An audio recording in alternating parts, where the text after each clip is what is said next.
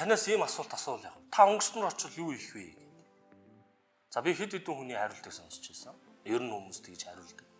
2008 онд очих юм бол биткойн авнаа гэдэг. Тэр үед биткойн болохоор $0.1 гарч ирсэн.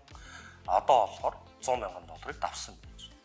Нэг Английн иргэн өөрийнхөө компьютерийг хогноос хууж олохыг хүсэж байна. Тэнд юу вэ? Хаард нь биткойныхын төрөвчийн нууцыг пассворд нь гэж.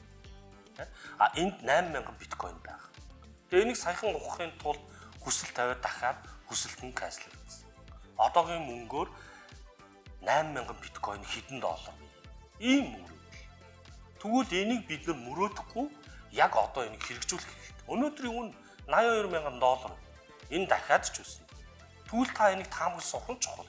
Тэрнээсээ өнгөрсөн дээр би тэгсэн болов гэдэг. Тэгвэл та яг одоо эндээс суралцж эхлээрэй. Та манай сургалтанд сууснараа анх шатны арилжааны тухай ойлголттой болоод үүнийгээ гүнзгийрүүлж биткойны ханшийг таамаглаж сур. Тэгээд та манай сигнал ангид үнгүй сууж ханшийн таамаглалыг авч арилжаа хийх боломжийг бас олгож өгч байна.